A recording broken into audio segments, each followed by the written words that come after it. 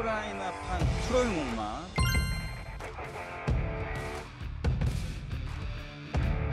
철저하게 통제가 되어 있는 부분이 많이 있지는 않아요. 밀수를 할 수 있는 방법도 있고 현지에서 구할 수 있는 방법 여러 가지가 있어요. 등잔 밑이 어두웠던 거예요.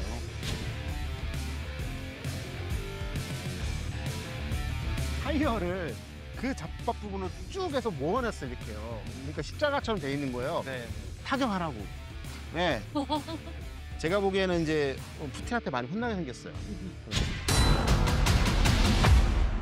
네, 여러분 안녕하세요. 리얼어컨 K 번외편으로 다시 뭉친 진격해야지 아재고고 김동경입니다. 네, 안녕하세요. 카이스트 국가미래 전략기술 정태연구소 조상규입니다. 반갑습니다. 우리가 이렇게 원래 스튜디오가 아닌 이곳에 또 만난 이유가 있잖아요. 긴급한 이유가 있죠. 예, 그래서 납치를 했습니다. 오늘 좀 심기가 불편하실까요? 예, 지금 제가 동유럽으로 지금 출국을 해야 되는데 중간에 인터셉트 당해가지고 여기 와 있거든요. 그러면은 이유가 있어요. 지금 핫한 이슈가 하나 있습니다. 왜 우크라이나판 트로이목마 네. 또는 21세기 진주만이라고 불리는 스파이더 웹 작전이 있었죠. 우리 네. 교수님 아니면 또 이런 얘기 못 듣잖아요. 아, 예, 재밌게 하는 얘기가 많죠, 여기서. 이 작전을 가지고 막 뭐 전 세계적으로 회자가 되면서 뭐 새로운 뭐 전쟁의 양상이다 이렇게 말을 하는데요. 네. 사실 이게 정보 활동 측면에서는 이게 그다지 이렇게 새로운 건 아닙니다. 예, 좀 이따 비밀과 요물이 그렇죠. 이런 부분들이 우리나라에게 미치는 어떤 시사점이 다대하죠, 전 세계적으로. 네. 그중에서 우리나라가 이걸 좀 신경 써야 되는 건 뭐냐면 북한이 지금 현재 파병이 돼서 우크라이나 전쟁에서 활동을 하고 있잖아요. 그래서 이런 것들을 분명히 학습을 할 것이고 우리나라에 적용하게 된다면 우리나라에 치명적인 어떤 위험이 될 수 있기 때문에 우리가 다루고 있는 것이죠. 18개월 동안 우크라이나 분이 이제 쳐놓은 거미줄 속에 걸린 러시아라는 주제로 한번 시작해 보실까요? 알겠습니다.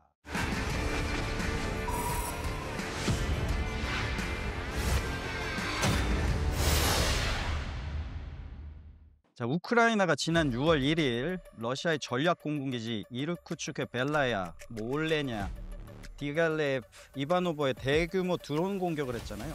이들 기지는 이제 러시아 최강의 장거리 전략 폭격기의 기지가 되는데 우리가 많이 아는 TU-22, 95, 160. 네.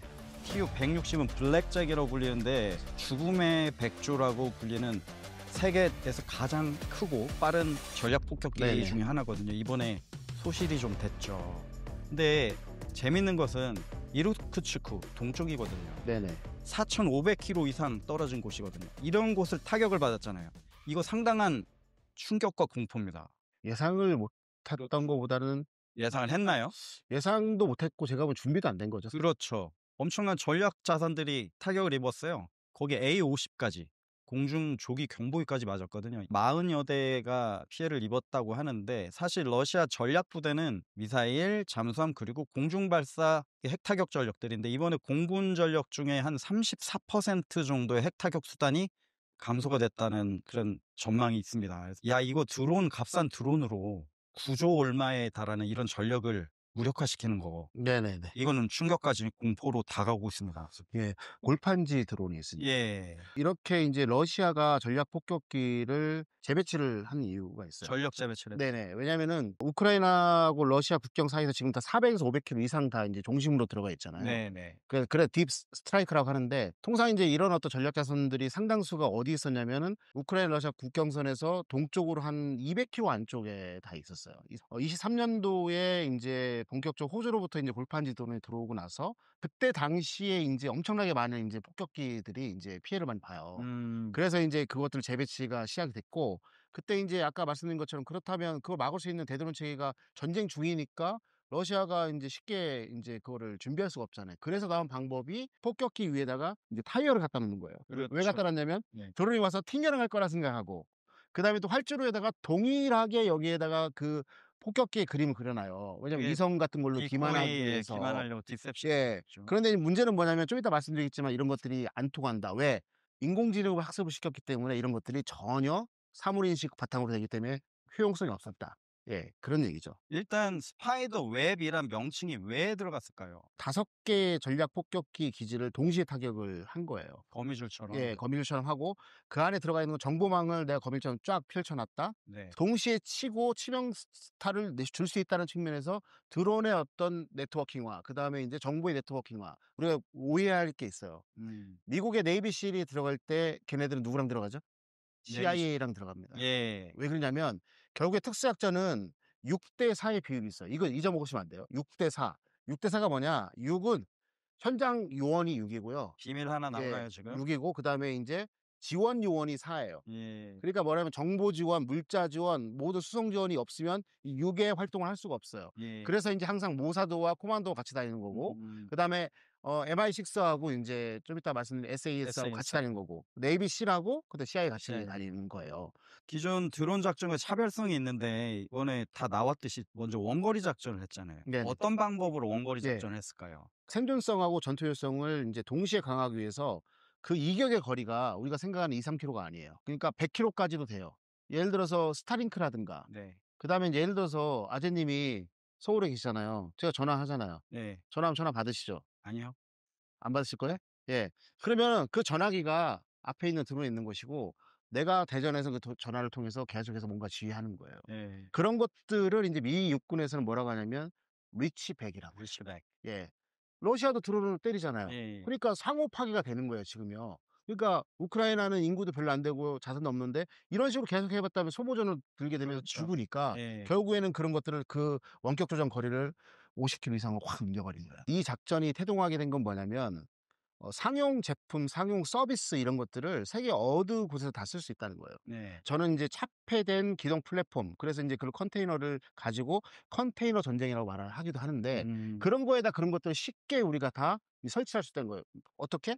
누구의 의심도 받지 않고. 왜? 그거는 누구나 다 쓸 수 있는 상용 제품 서비스이기 때문에 그걸 활용할 수 있는 거예요. 그렇죠. 예. 근데 그거를 관가한 거예요 지금 러시아가. AI 관련 것도 상용 관련된 부분들. 예. 그다음에 아까 말한 것처럼 전화기도 사용할 수 있지만 LTE망도 사용할 수 있는 부분들. 그렇죠. 기지국을 사용할 수 있는 방법들. 네. 그런 부분들이 인제 상당히 인제 치명적으로 다가올지는 그 누구도 상상을 못한 거죠. LTE망, 유심 카드, 우리 심카드라고 하잖아요. 네네. 그걸 통해서 인터넷을 맞아요.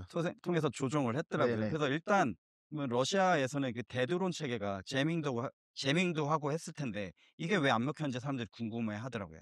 제일 중요한 건 뭐냐면 그 드론이 인제 오사라는 말벌의 개념을 그렇죠. 가진 드론이잖아요. 사실 제가 4 개월 전에 강연하러 다닐 때 제가 경고를 했어요. 경고를 하셨어요. 네. 세이커라는 그 인공지능이 가미된 드론을 우크라이나군이 인제 개발을 했어요. 중간중간에 사물에 관련된 이미지를 딱 입력시켜 버리면 자율주행을 통해서 그 이미지를 따라서 되는 거예요. 네. 무슨 말이냐? GPS를 사용하지 않는 거예요. 그렇죠. 근데 문제는 뭐냐면 지금 전 세계적으로 있는 카운터 드론 시스템은 뭐 기반이다? 대드론 예, 시스템은 대드론 시스템인데 GPS의 신호를 끊어버리는 거예요. 그렇죠. 그렇기 때문에 전쟁이라는 게 드론과 대드론의 모순 경쟁이잖아요. 드론도 오버매치화가 됐고 대드론도 오버매치화가 되니까 다시 창이 나왔는데 러시아가 갖고 있는 창이보다 파이버 옵틱 드론, 아이고. 예, 강섬유 드론이고요. 네. 그다음에 우크라이나가 선택한 것은 사물인식 드론이에요. 음. 근데 그 이유가 있어요. 우크라이나 같은 경우는 이걸 어떻게 개발할 수 있었느냐? 걔네는 드론 영상을 다 찍었는데 228년 동안의 영상 물량이 있어요. 228년. 예, 지금까지 전쟁 끝나고 나서 모은 게 저거 전체가 만들어 놓은 그걸 다 이제 빅데이터 시켜놓고 학습을 시킬 수 있는 거죠. 그래서 음. 인제 그 오사라는 것들에 보게 되면 머신 비전이라는 게 있어요. 그게 인제 영상을 인식하면서 가는 어떤 그런 인공지능의 요체가 네. 되는 거거든요. 아직 이 인공지능 드론에 대한 대드론책은 안 나왔다. 사실 위성에서 다 보고 있어요. 적의 전략 부대를. 그걸 위해서 디코이도 만들어 놓고 위장도 하고 하는데 이번에 그게 무용지물이 된 거죠. 왜냐면 직접 사진을 보고 영상을 보면서 들어갔기 네. 때문에 디코이가 아닌 걸 보고 바로 조종해서 실시간 타격하니까 러시아도 좀 놀란 거죠. 네, 많이 놀랐죠. 자, 그러면 러시아의 대드론 체계가 많은데 그리고 방공 체계들이 많습니다. 근데 얘네들은 무엇을 했느냐? 일단 방공 체계는 S400이 원거리 방공을 하고 그다음에 판치르, 토르 M, 네. 드바, 2 그리고 퉁구스카 뭐 이런 방공 전력들이 있어요. 근데 일단 기존의 러시아의 방공망 체계는 순항 미사일 네. 그리고 순항 미사일 고도가 약 30m에서 100m 정도로 그렇죠. 네. 스키밍해서 오기 때문에 그 정도는 잡을 수 있거든요. 네네. 그리고 또는 하늘로부터 중고도에서 내려오는 그런 위협에 대해서 네네. 맞게 돼 있기 때문에 첫 번째 우리 드론들은 뭐 1-2m, 3m 이렇게 네. 날라오기 때문에 디텍션 하는 게 상당히 힘들고요. 이게 항공기나 고속 미사일들을 요격하게 돼 있기 때문에 스레시홀드 레벨이라는 게 있어요. 속도가 얼마 이하의 물체는 레이더가 무시를 합니다. 맞아요.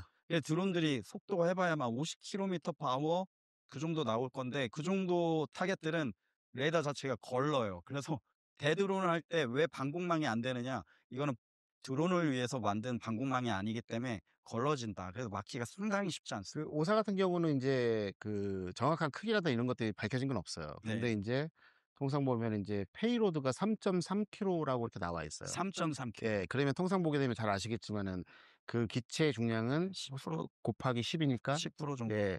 그러니까 33 킬로 정도가 되는 거죠. 그래서 인제 크기가 우리나라 사람의 팔만 해요. 그다음에 3.3 킬로의 인제 페이로드를 하게 된다면 그게 인제 수류탄으로 환산하게 되면 네. 20개 정도의 폭발력이. 통상의 인제 우크라이나군의 전술을 보게 되면 FPV 자폭 드론이 3대가 갑니다. 3대로 가서 하나가 예를 들어서 이렇게 돌아가서 고개를 한 다음에 하나가 때리죠. 나머지 2-3 개는 다시 지나가고. 이곳에서 인제 안 터졌으면 재타격에서 고르게 돌아서 쫓아가는 식으로 해서 종속 비행을 하면서 3방을 연속적으로 때려요. 근데 여기는 그렇게 하게 되면 이제 다 인제 요란하고 소리도 많기 때문에 걸리잖아요. 네네. 그래서 얘네들은 인공지능에서 인제 사물 인식하는 것들을 서로 다른 3 방향에서 보내는 거예요.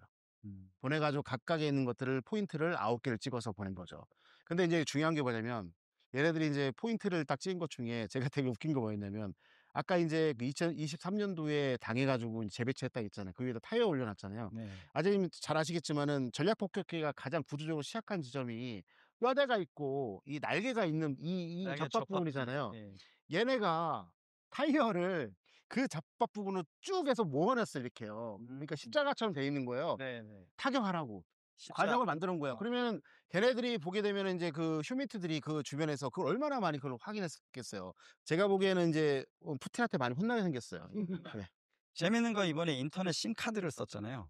이거를 제밍하거나 이걸 통제하기가 쉽지 않습니다. 맞습니다. 모든 사람들이 핸드폰을 쓰고 있는데 네. 통제를 할 수가 없죠. 이게 제밍을 할 수 네. 없었다. 이거 교묘한 아주 스마트한 전술을 쓴 거죠. 그렇죠. 상용 서비스. 예. 예. 이거를 막을 수가 없어요. 예. 상용이기 때문에. 예. 우크라이나 SBU 네네네. 얘네들은 뭐 하는 애들인가요? 우크라이나 보안국이에요. 네. 91 년도에 인제 그 구소련이 인제 붕괴가 되지 않습니까? 소련이 붕괴되고 나서 러시아가 생겼는데 러시아는 그게 연방보안국의 FSB로 네. 개편이 되고요. 독립을 인제 우크라이나 하면서 거기는 인제 SBU로 이렇게 편성이 돼요. 근데 여기 수장이 KGB의 그렇죠. 전체는 KGB의 후신들이죠. 예. 뭐 예. 각계의 예 그렇죠. KGB로 보면 후신들. 그러니까 엄마가 똑같은 거예요. 근데 문제는 뭐냐면 엄마가 똑같기 때문에 엄마로부터 교육을 똑같이 받았어요. 그렇죠. 생각과 전통과 이런 거 다 똑같아요. 그렇죠. 서로를 알 수 있는 거예요. 예. 예. 근데 여기에서 보게 되면 SBU의 수장이 되게 유명한 사람인데 예. 바실 말육 예. 42 살이에요. 42살이에요. 예. 불독전 생겼잖아요. 와. 예. 이분이 얼마나 대단한 사람이냐면 지상에서는 러시아가 우세하고 있지만 인제 해상에서는 쪽도 못 쓰고 있어요. 그렇죠. 흑해함대가 다 없어졌잖아요. 예. 장군인 이 사람이에요. 이 사람이 어떤 사람이냐면 드론에 대해서 특성화된 사람인데 해상에서의 자폭 드론과 공중의 자폭 드론을 절묘하게 조합을 해 가지고 흑해함대를 다 몰아내요. 그래서 우크라이나는 인제 크림반도가 합병되고 그다음에 이제 돈바스 전쟁이 끝난 2015년 2월 정도에 인제 휴전이 됐거든요. 그 이후에 2016 년부터 미군을 중심으로 해 갖고 나토군이 들어와서 대대적인 인제 군사 혁신을 단행을 해요. 네. 그때 특수작전 부대를 인제 전담한 애들이 영국의 SAS예요. SS 드론이요. SAS하고 작전 형태가 정말 유사해요. 그렇겠죠. 유사한데 SAS가 보시면 2차 세계대전 때 인제 그 아프리카에서 독일군의 후방에 있는 병참 시설과 이런 것들 다 파괴하기 위해서 창설된 부대잖아요. 2015년에 인제 우리가 2차 세계대전 끝난 다음에 이 실체가 그냥 많이 SAS가 안 나타나다가 2015 년도에 IS 격퇴할 예. 때 그때 인제 새로운 형태의 어떤 변화된 모습을 완전 성형을 하고 나타 이슬람 국가 IS 조직원으로 인제 위장을 해서 120 명이 시리아 영토로 들어가요. 여기 들어갈 때 얘네들이 픽업 트럭에다가 드론을 숨겨 갖고 갑니다. 그러니까 목표물 근처에 가 가지고 트럭에다가 숨겨 가니까 시리아 안에 있는 IS는 이게 뭔지는 모르고 속은 거예요. 똑같은 거예요, 지금처럼. 그래서 정찰 드론을 쭉 해서 정찰하고 근접을 또 보내 가지고 초미니 드론을 해 가지고 그걸 세세적으로 인제 타격화 시켜 버리는 거죠. 아. 예. 그다음에 마지막에 인제 이스라엘제하고 미국제에 있는 자폭 드론을 갖다가 정밀 타격을 해 버리는 것들을 해요. 근데 여기서 아까 말씀드린 것처럼 6대 4를 말씀드렸잖아요. 네. 얘네가 들어갈 때 혼자는 못 들어갑니다. 들어갈 때 국가 정보 조직하고 같이 들어가는데 그 유명한 대외 정보국 MI6 MI6 예 같이 들어갔고요. 6대 4. 예. 그다음에 또 인제 걔네들 디패치해 주는 신호 정보를 가지고 감청이라든가 아니 통신 지원해 주는 정보통신본부 GCHQ 이거 잘 노출 안 됐어요. 얘네 둘이는 항상 같이 다녀요. 특수작전 부대랑. 예를 들어서 이 6이라는 현장 요원들이 문화를 이해하거나 사회를 이해하기는 되게 힘들어요. 그렇죠. 왜? 얘네는 이제 본국에서나 다른 근거지에서 활동을 하고 전투를 임무를 수행하는 애들이기 때문에 현지의 문화를 그 언어를 습득하고 문화를 인제 친숙해지면서 그게 있는 망을 만드는 거는 6대 4에서 4가 해 아 주는 예. 겁니다. MI6 애들이 다 해 주는 부분이죠. 네. 그럼 얘네가 들어가서 뭘 하냐면 티를 내면 안 되잖아요. 네. 그렇기 때문에 모든 것들을 다 동화시킨 상태에서 상용 기술과 서비스와 그런 제품들을 활용해 갖고 이런 타격 자산을 만들고 음. 그거를 여기에 맞게 인제 들어온 SAS에 제공을 해 주는 거예요. 지금 이제 원거리 작전하는 어떻게 했는지 개념 그리고 작전 부대까지 나왔습니다. 지금 인제 가성비 전투를 하고 있는 어떤 그런 드론들은 상용 제품이에요. 그렇죠. 그것을 군용으로 이렇게 모디파이 하는 거거든요, 개조 개발하거나. 그러면은 결국에는 각각의 나라를 딱 보게 되면 그런 것들이 다 있단 말이에요. 네. 현지에서 1년 6 개월 활동하면서 다 구매할 수 있고요. 거기서 구매 못 하는 건 딱 한 가지예요. 뭐냐면 FC. 음. 아까 말한 것처럼 머신 비전이 달려 있는 AI가 들은 거니까 그 정도만 인제 가서 가져갔다. 갖고 왔을 거예요. 음. 그리고 실제로적으로 보게 되면 잘 보세요. 타격받은 데 보면 가장 인제 북쪽에 핀란드 서쪽에 동쪽에 있는 데가 있고요. 그다음에 여기 보면 에스토니아하고 국경선 우측에 있는 두 군데가 발제상국에 있고요. 그다음에 인제 우리가 말하는 인제 몽골 위쪽에도 있고요. 그다음에 카자흐스탄 위쪽에도 있어요. 그렇죠. 근데 그 거리가 네. 얼마 안 떨어졌어요. 음. 중심이 아니에요. 그러니까 그 국가들을 통해 갖고 우회로 해서 모든 것들을 집어넣을 수 있는 확률이 되게 높고요. 네. 그다음에 아까 말한 것처럼 원거리에서 인제 그거를 조정을 했기 때문에 그 나라 안에서 근거지를 형성해서 활동할 수 있는 가능성이 높아요. 왜? 뉴스를 보면은 러시아의 FSB가 이 작전이 끝나서 피해가 확 나서 걔네를 쫓으려고 했는데 한 명도 잡히지 않았다라고 나왔어요. 네. 그건 뭐냐면 국경선을 넘어서 왔기 근거지를 했기 때문에 함부로 나갈 수가 없는 그 부분이 있는 거죠. 그렇죠. 그다음에 우리는 그럼 왜 이렇게 국경이 허술해라고 생각하는데 우리나라처럼 DMZ처럼 그 넓은 분야를 다 할 수가 없어요. 실질적으로 이제 예전에는 저도 인제 왔다 갔다 하다 보면은 그런 지역에는 펜스가 있는 데도 있고요. 아무것도 없는 데도 다 상당히 많아요. 그런 쪽으로 왔다 갔다 하는 거에 대해서는 인제 그 부분에 대해서는 누구도 통제할 수 있는 부분이 없고요. 누구도 관심도 안 가져요 사실은요. 그렇기 때문에 그런 허점들을 많이 이용한 거죠. 제가 2012년 우크라이나 국경을 넘어 봤는데요. 잘 안 보더라고요. 안 봐요. 예. 그 차가 너무 많아서 대충 보고 예 넘어가는 저는 현지인처럼 생겨서 안 보더라고요. 그러면 우크라이나에서 트레일러에 처음에 최초 단계에 실어서 간 거는 뭘 갖고 들어가는 거예요? 아무것도 안 갖고 왔고 그 안에서 저는 트레일러도 인제 확보를 했을 거라고 봐요. 그렇겠죠. 왜냐면 개조를 안에서 바깥에 해 갖고 들어가면 걸릴 수 그렇죠. 있기 때문에 안에서 트레일 개조를 했고요. 트레일러는 예. 국경에서 다 봅니다. 네. 다 봐요. 열어서 다 봐요. 예예예. 근데 딱 보게 되면 문제는 왜 그렇게 추측을 하냐면 그 사람들이 자기가 이동을 시켜 놓고 "이게 무엇인지 몰랐더라."라는 게 나왔고 음. 현지인을 고용한단 말이에요. 그래서 이게 SAS 작전 스타일이에요. 음. 걔네들이 FSB가 들어가 가지고 얘네들이 우크라이나 인제 보안국이 준비했다는 어떤 그런 근거지를 딱 털었을 때 뭐가 나왔죠? 헛간처럼 큰 게 나와요. 웨어하우스. 네. 웨어하우스가 큰 게 나오거든. 그게 왜 그러냐? 그런 어떤 장비들을 큰 장비들을 개조를 하거나 아니면 드론을 만든 상태에서 조립하는 상태에서 실험을 해야 되잖아요. 잘 되는지 안 되는지 시험을. 그런 곳을 하기 위해 그런 것들을 안가들을 근거지를 크게 만들어 놓는 거예요. 제일 중요한 그 폭탄 있잖아요. 그거는 어떻게 마지막에 그 갖고 들어간 건지 거기서 조립을 한 건지. 폭탄은 절대로 못 가져갔다고 봐요. 그다음에 이제 예를 들어서 모든 국경들이 아까 말씀드린 것처럼 밀수라고 하잖아요. 밀수를 인제 보면 자기가 직접 손을 안 대고 그거를 다른 어떤 제2의 라인을 거쳐서 밀수하는 방법도 있고요. 철저하게 통제가 되어 있는 부분이 많이 있지는 않아요. 그렇기 때문에 인제 봤을 때 사제 폭탄을 쓸 수 있는 확률도 높고 그다음에 인제 자기네 건 아니지만 서로 다른 어떤 루트를 통해 갖고 밀수를 할 수 있는 방법도 있고 현지에서 구할 수 있는 방법 여러 가지가 있어요. 그 등잔 밑이 어두웠던 거예요. 그런 KGB나 이런 조직들이 다 있잖아요. 그런 것들을 계속 감시를 한다고 해요. 감시를 해서 이번에 보면 트레일러 중에 한 대가 아예 폭격을 맞은 트레일러 아예 작전을 못한 트레일러가 나왔더라고요. 네네. 그걸 어떻게 이게 좀 디텍션이 돼서 정보망에 걸려서 아마 타격을 받은 것 같아요. 제가 보기에 그거는 네. 더미였어요. 더미 트레일러. 예 더미 트레일러였어요. 일부러 노출시킨 거예요. 그럴 수도 있고. 예. 왜냐면은 FSB한테 그게 걸렸다고 해서 인제 우크라이나가 발각이 됐다면 다 털렸을 거예요. 예. 그러니까 인제 그거를 해 가지고 잡았는데 사살하거나 잡아 갖고 취조를 해 보니까 "전 아무것도 모르겠습니다." 딱 얘기를 해 버리니까 운반만 해줘. 할 수 없는 거예요. 그러니까 오히려 그걸 더 오리무중에 빠지게 해 버리는 거예요. 타격을 전략 부대를 타격을 했단 말입니다. 네네. 이게 남부 군광부가 지금 전투를 하고 있는데 러시아군이 그 네네. 부대가 아니라 전략 부대를 타격을 네네. 했거든요. 전략 폭격기가 아까 종류를 말씀해 주셨잖아요. 네. 걔네는 인제 우크라이나만 보는 게 아니라 전 세계를 보고 격용하는 애들이잖아요. 예. 그러면 인제 여기에서 인제 그날이 6월 1일 날이 인제 타결한 날이고 6월 2일 날이 결국에는 인제 터키의 중재로 의해서 2차 회담이 있었던 평화협정 회담이 있었던 날이었단 말입니다. 그러니까 결국에는 그전에 강력하게 뭐 한 번을 딱 때려 가지고 협상에서 우위를 점하기 위해서 하는 부분이 있었는데 저는 네. 이렇게 봐요.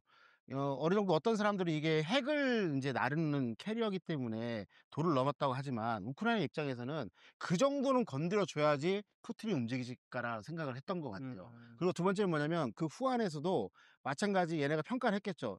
'내가 얘네를 인제 딱 때렸을 때 푸틴이 전술핵을 쏠까 안 쏠까?'라고 했을 때 못 쏠 것이라고 인제 얘기를 했을 거예요. 왜 그러냐면 러시아의 어떤 인플레이션을 비롯해서 경제 상황이 엄청나게 안 좋아 있거든요, 전쟁을 통해서. 결국에는 인제 빨대 작전 비슷하게 해 갖고 더 인제 러시아의 안에 있는 국민과 정부와 군의 어떤 그 신뢰 관계를 이간시키기 위해서 가장 큰 걸 건든 거예요. 근데 가장 큰 건 아니에요. 뭐가 남았죠? 핵잠수함. 음. 안 건드렸잖아요, 아직요. 그다음에 핵 사이트는 안 건드렸단 말이죠. 캐리어만 건드려 버린 거고. 그다음에 인제 이걸 장기적 관점에서 보게 된다면 결국에는 인제 얘네가 뭐 많게는 30% 적게는 20% 까지의 캐리어를 없앴다고 하는데 미래를 봤을 때 이런 것들은 인제 누군가의 어떤 으쌰으쌰의 어떤 응원을 받아 가지고 미래의 우환을 없앨 수 있는 그런 가능성이 있어요. 남부 군광구 소속의 공군 전력을 잠깐 살펴볼게요. 여기서 의문점을 하나 발견을 할 수가 있습니다. 왜냐면 군광구 전력을 직접 지원하는 공군 부대는 우리가 소위 이제 육군에서 얘기하는 전술 공군이라고 네네네. 하거든요. 그래서 지금 그 얘기를 하려고 하는 이유가 전략 공군 부대를 지금 때렸어요. 네. 근데 직접 전투를 지원하고 참여하고 있는 부대는 전술 공군. 네. 거기에 지금 소속을 잠깐 보면 남부 군광부 소속에는 사공군 네. 그리고 사방공군이 들어가 있는데 이 사공군 안에 두 개 혼성 비행 사단이 네. 있는데 이 비행 사단 중에 하나 1 비행 사단이 있어요. 여기는 근위 비행 사단이라고 해서 2차 대전 때부터 엄청난 전과를 많이 올렸다 해서 근위 비행 사단 이런 사단이었거든요. 그래서 되게 셉니다. 근데 재밌는 게 거의 다 우리가 아는 전투기예요. 수 24, 25, 27, 30, 34 이제 전투기들이거든요. 우리가 이해를 해야 될 게 이 전투기들이 왜 직접 지원을 해? 이게 방공 전력이야? 라고 생각할 수 있는데 이 전투기들이 가서 포병 역할을 해 줍니다. 네. 우리 연합국 미국하고 대한민국 공군이 하는 작전이랑 좀 다르고 소위 얘기하는 캐스 위주로 전투를 해요. 그럼 저희 방공은 누가 하느냐? 방공군이 합니다. 음. 우리는 공군과 같이 하잖아요. 네네. 이중무기 체계를 사용하는데 여기는 1차 방공은 방공군이에요. 그래서 S-400, 300 이것들이 엄청난 정가를 올리거든요. 그 안에 들어오는 비행기들을 요격을 하긴 합니다. 근데 대부분의 역할은 지상군 지원을 해요. 음. 근데 재밌는 게 이 혼성 비행단 전투기 전력 외에 투포란 전력이 들어와 있어요. 이거는 전술 공군이 아니라 작전 공군에 속하거든요. 작전적 전투기가 수준. 아니거든요. 네. 폭격기가 들어왔어요. 네네. 그러니까 어느 정도 작전적인 제대로 생각을 하고 그 전투기들이 아니고 폭격기가 들어와 있거든요. 근데 재밌는 거는 젤렌스키가 우리랑 전투에 사용하지 않는 전략 공군을 때렸다네. 그 전략 공군은 어떤 일을 하느냐? 지금 작전 전구를 넘어서 전략 네네. 표적.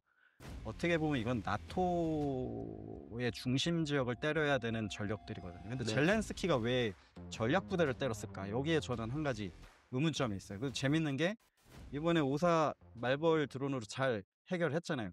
바로 그다음에 영국의 지원책이 또 나옵니다. "우리가 드론 더 사줄게." 네. 아까 맞아요. 잠깐 말씀하셨는데 이들의 위협은 우크라이나가 아니에요. 지금 나토입니다. 지금 맞아요. 나토의 재무장 계획이 들어오고 있잖아요. 근데 젤렌스키가 그걸 때린 이유는 '우리가 도움이 좀 필요한데 음. 미국 지원이 안 하네. 이제 음. 나토가 좀 지원하지 않을까?' 이런 음. 셈도 있다고 봅니다. 그렇죠. 나담이 너니까. 예. 예. 그렇죠. 나는 네. 너 예. 그거를 1년 반 전에 이미 생각을 하고 준비했다는 건가? 이게 많이 준비를 한 거죠. 왜냐하면 1년 반 전부터 이미 포탄 지원이 안 되는 경우가 있었어요. 그러니까 얘네들은 우크라이나 러시아 전쟁을 바라보는 미국의 시각과 나토의 시각은 완전 달라요. 다릅니다. 예. 예. 우크라이나 측면에서는 우리는 나토에 아직 가입은 안 했지만 나토를 위해서 이런 걸 하고 있다. 네네. 아까 얘기했죠. 배후가 있을 수도 있다라는 내피셜을 얘기를 해 그 보고요. 작년보다 인제 10배 이상의 드론 전력을 제공하겠다고 약속을 했어요 벌써. 네. 재밌는 거는 드론으로 이렇게 가성비 전투를 하는데 전차 이런 거 필요 없고 나토에서도 모든 지원을 나토에서 하고 있기 때문에 가성비 있는 지원을 해야 되니까 지금 다 드론 위주로 전투 잘하고 있잖아요. 근데 또 재밌는 게 푸틴의 반격 작전을 한번 보세요. 대규모 공세라고 하지만 제가 본 쇼 오브 포스 그냥 그렇죠. 쇼 좀 쇼한 거죠. 했습니다. 쇼한 예. 거예요.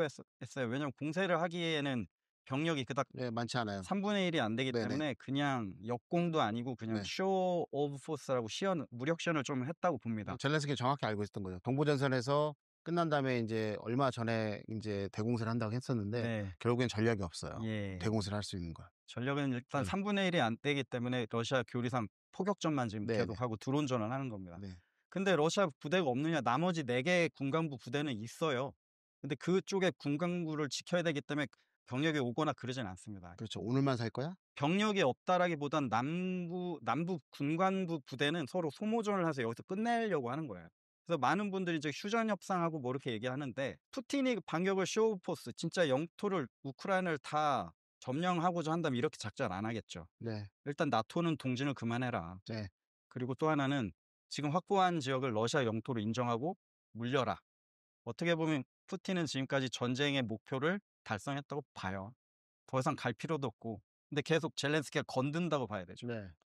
젤렌스키가 정확히 알고 있는 것 같아요. 러시아 힘이 빠졌다. 그러니까 러시아에서 푸틴이 뭐라고 해요? 이번에 이란하고 이스라엘 사태에서 "우리 중재할 준비 다 돼 있다." 그게 음. 뭐냐면 우리가 평화적 중재할 할 건데 그 무슨 걸 얘기하냐면 "우크라이나 러시아 전쟁도 그렇게 중재를 해 줬으면 네. 좋겠다."라고 하는 거예요. 지금 어느 정도의 경제적이었던 그런 부분에서 전쟁은 경제가 뒷받침 안 되면 안 되거든요. 러시아도 상당히 좀 위험한 곳에까지 올라와 있는 거예요, 지금. 제가 보기에는 역사적인 배경이 좀 있어요. 아까 크림반도 여기가 원래 러시아 땅이었거든요. 거기를 이미 확보했기 때문에 러시아가 거길 더 넘어갈 이유는 없다. 왜냐하면 완충지대까지 만들었기 때문에 네네. 러시아 군사작전의 여태까지 가장 중요한 거는 나토와의 완충지대 확보예요. 그게 우크라이나가 그걸 해줬었는데 우크라이나가 나토 측으로 넘어가니까 아 우리가 좀 더 나가서 우크라이나 영토를 점령함으로써 우리가 완충지대를 네네. 갖겠다라는 거 어느 정도의 영토적인 문제는 확보를 했다고 보고요. 근데 왜 크림반도냐? 왜 도네츠크 거기를 이렇게 난리를 싸우느냐? 여기에는 역사적인 이유가 좀 있어요. 후르시초프 얘기 들어보셨나요? 소련의 서기장, 네. 우크라이나 사람. 우크라이나 사람. 그 사람이 얘기를 합니다. "우크라이나가 너무 못 산다." 그 크림이 반도 공업지대거든요. 네네. 러시아 땅 그때 인제 소련 땅이었는데 "이 땅을 좀 넘기자. 우리 대승적인 차원에서 우리 연방부가 아니냐." 그때 오케이 하고 만장일치로 넘긴 거예요. 근데 그전까지 우크라이나가 친소련, 친러시아 정권이었다가 젤렌스키 2012년 이러면서 정권이 바뀌잖아요. 나토 정권이 들어서면서 완충지대가 필요한 거죠. 그래서 2012년 제가 그때 러시아가 있었는데 전쟁이 납니다. 그래서 거기 크림반도 병합하고 이런 일들이 그때 나타나는데 나토로 넘길 바에는 우리 옛 고토를 수복하겠다 러시아 입장에서는. 그래서 크림반도는 지켜야 되는. 거기는 도네츠크하고 크림반도는 먹히면 다시 갑니다. 이번에 보셨죠? 들어온 거 다시 밀어내는 거. 네네. 네, 거기는 완충지대를 만들기 위해서 만들어 놓은 군사작전 선이죠. 이렇게 따지면 러시아는 군사작전의 목표는 달성했고 더 이상 소모전은 안 하고 싶겠죠. 전쟁을 역사적이고 뭐 인류학적인 관점에서 보는 것도 있지만 실제로 인제 그 셰일가스하고 인제 석유층을 보게 되면은 도네츠크 지역과 크림반도 지역에 대해 상당히 많이 인제 매장이 되어 있어요. 그렇기 때문에 인제 러시아 입장에서는 거기를 인제 점령하는 것들이 되게 핵심적인 어떤 목표였고 푸틴의 구상이 좀 안 될 이유가 하나가 뭐냐면 흑해함대가 지금 지리멸렬되어 있잖아요. 그래서 해상 장악권은 지금 인제 우크라이나가 갖고 있고 그다음에 계속해서 인제 아직 자르지는 않았지만 젤렌스키가 계속해서 케라치의 다리 그러니까 크림 음. 대교를 자르려고 하고 있어요. 음. 그러니까 결국에는 뭐냐면 주변에 바다에서 방어할 수 있는 부대가 없는 상황에서 젤렌스키가 이 전략 폭격기를 때린 만큼 인제 크림 대교를 때린 것도 상당히 큰 그렇죠. 거거든요. 얘는 절대로 물러설 데가 없는 거예요. 왜? 물러서면 실격을 하고 그렇죠. 얘는 안 되기 때문에 끝까지 간다는 부분이거든요. 그러니까 '우리한테 더 뭐를 줘야 돼.'라고 이렇게 해야 될 부분이 있고 그다음에 인제 러시아 입장에서는 동부 전선과 남부 전선에 쪼금 더 밀고 싶을 거예요. 그거를 인제 밀어버려야지만 인제 우리나라처럼 DMZ가 형성이 되고 거기서 가스하고 석유를 히토류를 인제 개발을 하는데 그게 인제 들어와서 평화유지군이나 뭐가 들어오게 되면 개발할 수 없는 그래서 주둔하지 말고 우리 영토를 인정하고 "인정하라. 모든 군은 나가라는 걸 나가라."라고 거기에 얘기하는 거예요. 예. 예. 예. 제가 인제 이 작전을 인제 스파이더맨 작전이 성공할 수밖에 없는 거는 모든 사람들이 인제 보안국과 같이 하고 있는 특수작전군이 잘했다라고 생각하는데 정보 활동 측면에서 이런 작전이 성공하기 위해서는 두 가지 요건이 있어요. 전제가 있어야 돼요. 첫 번째는 뭐냐면 기밀이 새 나가면 안 돼요. 음. 그러니까 국내에서의 세작을 다 잡아들여야 돼요. 두 번째는 뭐냐면 이 적국에 들어가는 애들이 되게 동아력이 높아야 되는 애들이에요. 여기서 이 스파이더 웹 작전이 왜 성공했냐를 보게 되면 아까 말씀드린 것처럼 홈 시큐리티를 어떻게 해야 되니까 나와요. 2022년 2월 24일 날 전쟁이 이제 본격화되고 나서 푸틴이 엄청나게 많은 여러 차례의 암살 부대를 보내요. 네. 젤렌스키를 죽이기 위해서. KGB도 보내고 뭣도 보내 다 보내요. 해외 특수부대 용병까지 다 보내요. 근데 다 얘네들을 실패하죠. 속아내버렸어요. 예. 이유가 뭐였냐면 어느 날 딱 보니까 막 갑자기 이 사람들이 핸드폰으로 막 뭘 찍어가지고 총참모부에다 보내는 거예요. 도로에다가 이 멍청한 놈들이 하얀색으로 X 표시를 이렇게 해요. 그리고 옥상에다가 이렇게 X 표시를 하는 거예요. 누가 봐도 이거 때릴 거라고 생각 안 했잖아요. 그러니까 이걸 총참모에서 고민을 해보다가 이 보안국에서 딱 해서 성견대가 들어와서 활동하는 거다라고 생각하는 거예요. 근데 우크라이나 같은 경우는 이제 우리가 말하면 통행 금지, 그다음에 통행 금지를 시간과 지역으로 해요. 그 시간을 어기고 나가는 다 그냥 세장이야. 그다음에 지역을 벗어나도 세장이고 우리 같이 주민이잖아요. 전쟁 때 누가 이사를 해요? 갑자기 저분 들어왔다. 저 세장이에요. 이렇게 의심하고 보는 거야. 그리고 갑자기 들어오고 왜? 왜? 그렇게 해서 1단계 걸러내고 이렇게 하다 보니까 얘네들이 뭐냐면 성견대가 들어와서 본대를 이제 후속하는 거와 유도하는 거잖아요. 그래서 다 지우라 그랬어요. 총참모부에서 SNS 다 지워 하니까 다 지운 거예요.